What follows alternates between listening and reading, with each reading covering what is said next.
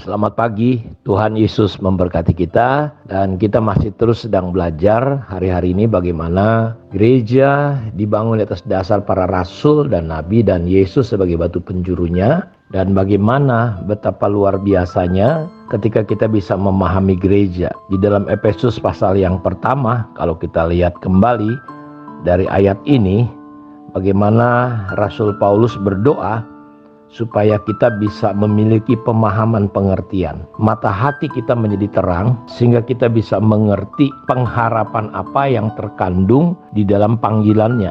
Jadi ketika kita dipanggil menjadi umatnya, menjadi anak-anaknya, kita harus ngerti Tuhan punya harapan, Tuhan punya kerinduan. Walaupun seperti yang sudah kita bahas kemarin bahwa kita punya persoalan adalah banyak orang Kristen tidak mengerti akibatnya, dia tidak bisa berbuat 30, 60, 100. Dan di situ kita belajar ada tanah yang di tepi jalan, ada tanah yang berbatu-batu, ada tanah yang penuh dengan semak duri, dan kita sudah belajar dengan detail.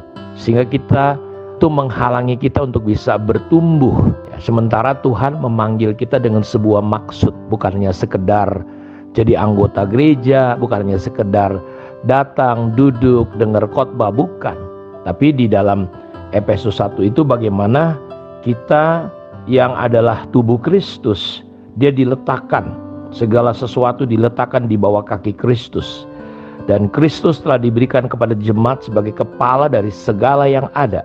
Jemaat yang adalah tubuhnya, kita adalah tubuhnya, yaitu kepenuhan dia yang memenuhi semua dan segala sesuatu. Jadi saudara harus memahami dan mengerti ketika Tuhan memanggil kita, kita diharapkan menjadi kepenuhannya. Dan kitalah yang akan memenuhi semua dan segala sesuatu. Artinya gereja, kita sebagai tubuh Kristus, sebagai bait Allah, tempat kediaman roh Allah. Allah berharap ketika orang datang dan ketika kita menjadi rumah Tuhan, tempat kediaman Roh Kudus, orang akan ketemu Tuhan, dan disitulah Tuhan bisa menyatakan dirinya lewat kita, dan dunia bisa melihat Tuhan di dalam kehidupan gereja. Jadi kita bukan hanya sekedar bergereja, mendengarkan khotbah, tapi saudara harus mengerti Tuhan mau membangun kita. Nah, disinilah kita harus benar-benar paham, bukan hanya sekedar seperti yang saya lihat, saudara lihat gereja hari ini, jemaat-jemaat cuma datang dan pergi, ada masalah lari, ya kan?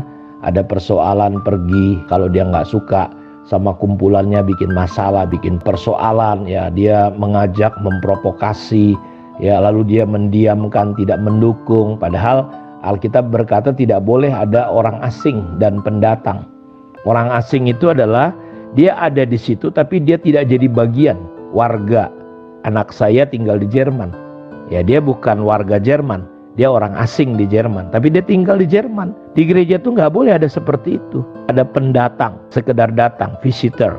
Dia di situ, tidak boleh ini ada. Saudara harus paham ini, karena Tuhan rindu, Tuhan mau kita menjadi rumah tempat kediamannya. Ketika Allah di dalam kekekalan, Kejadian 1 ayat 1, pada mulanya Allah. Ketika hanya ada Allah, tidak ada apapun, karena Allah adalah Alfa, Allah adalah yang awal, dia yang memulai segala sesuatu.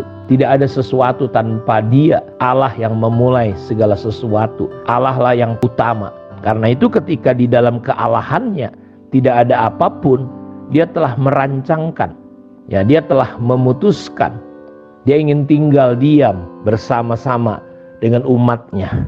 Dan ketika dia boleh menciptakan di hari pertama, hari kedua, hari ketiga, keempat, kelima, dan pada hari keenam, ketika dia menciptakan manusia, Bapak Ibu tahu, dia ingin tinggal diam dengan siapa? Bersama-sama dengan manusia. Tetapi sayang akhirnya Adam dan Hawa tidak memahami. Mereka memberontak, melanggar firman Tuhan. Sehingga apa yang terjadi?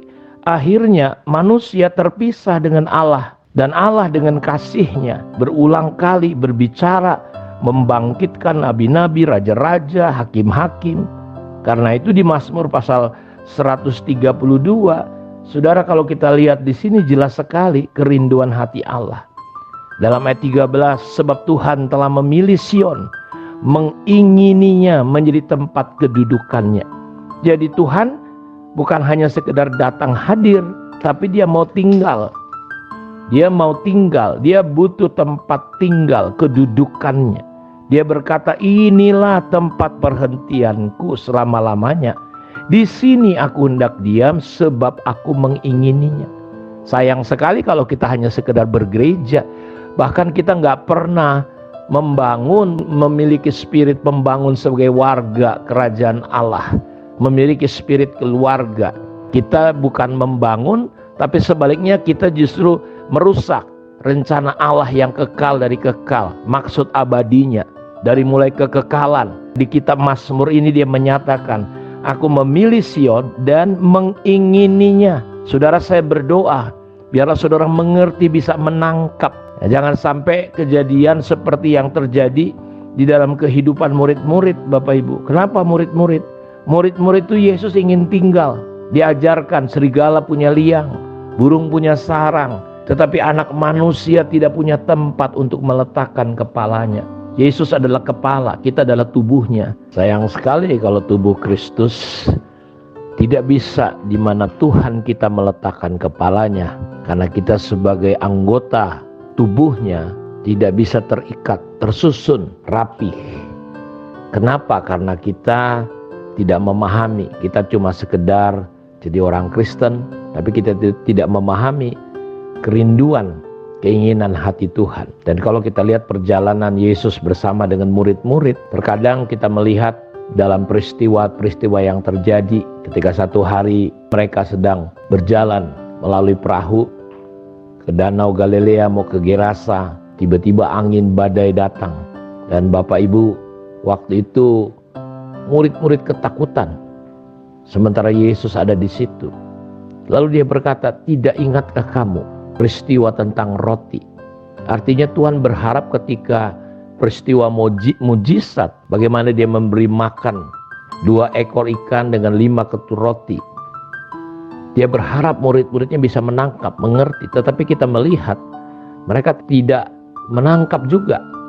Dan pada peristiwa yang lain, ketika Yesus berbicara tentang ragi orang Farisi, lalu murid-murid salah paham lagi. Mereka berkata, oh karena kita tidak bawa roti nih, dan berapa lama lagi aku harus bersama dengan kamu. Kita melihat banyak kesalahpahaman pada waktu itu. Ini jugalah yang terjadi di masa kini. Ya, gereja kita melihat saling membangun dirinya. Gereja coba membangun kerajaannya sendiri. Mereka tidak lagi saling mengasihi, tidak peduli. Seolah-olah kita ini berada dalam sebuah persaingan yang luar biasa sekali. Ya, saya sering bilang sama teman-teman, kota Siantar kota kecil, ya, tapi semua orang membuka cabang. Kenapa kita nggak saling membangun saja? Teman-teman dari Jawa, dari Jakarta, tolongin di gereja-gereja kalau kita merasa memang lebih baik, lebih bagus. Tapi kita lihat hal ini tidak terjadi karena kita nggak mengerti apa itu gereja sebenarnya, apa yang Tuhan rindukan. Dan inilah selalu doa Yesus, biarlah mereka menjadi satu ya Bapa. Dia berdoa untuk gerejanya, untuk anak-anaknya, untuk umatnya, supaya kita bisa paham. Karena itu setan gak terlalu takut dengan jumlah banyak gereja, organisasi. Tapi satu saja, gereja jangan pernah menjadi tubuh yang terikat satu dengan yang lain, tersusun rapi. Sehingga Tuhan tidak bisa menyatakan rencananya, kehendaknya, kepenuhannya di dalam hidup gereja Tuhan. Karena gereja tidak menjadi rumah. Dia gak terlalu takut dengan berapa banyak pun di negeri ini organisasi gereja yang terbangun begitu besar. Yang penting kita jangan menjadi satu sehingga dia bisa meletakkan kepalanya. Setan gak terlalu takut karena Yesus pernah berkata, kalau kerajaan itu terpecah-pecah, kekuatan apa yang ada padanya? Bukankah jelas banyak ayat-ayat firman Tuhan berkata bahwa jika ada 2-3 orang sepakat di bumi ini, apa yang diikat terikat, apa yang dilepas terlepas. Mazmur 133 berkata bahwa sungguh alangkah baiknya dan indahnya apabila saudara-saudara duduk diam dalam rukun, sehingga seperti minyak yang turun dari kepala mengalir ke janggut, terus mengalir sampai ke puncak jubahnya, seperti embun gunung Hermon mengalir ke bukit Sion. Kesanalah Tuhan memerintahkan berkat kehidupan. Bukankah kita melihat bahwa ketika gereja menjadi apa yang memang Tuhan doakan, harapkan dan inginkan, dia bisa tinggal menjadi tempat kediamannya Sion. Saudara dengarkan hati Tuhan, kerinduan Tuhan. Karena itu biarlah gereja-gereja Tuhan kita, dimulai dari kita bisa melihat kemuliaan Tuhan di dalam gerejanya. Kiranya Tuhan memberkati kita semua. Mari kita tunduk kepala, kita berdoa. Bapa, terima kasih untuk kemurahan dan anugerah-Mu. Diberkatilah semua anak-anak-Mu dimanapun mereka berada. Terpujilah Engkau Bapa. Biar Engkau lawat terus gereja-Mu. Engkau menempatkan gereja tidak bercacat dan berkerut. Terpujilah Tuhan. Dalam nama Yesus kami berdoa. Amin. Tuhan memberkati kita semua. Shalom.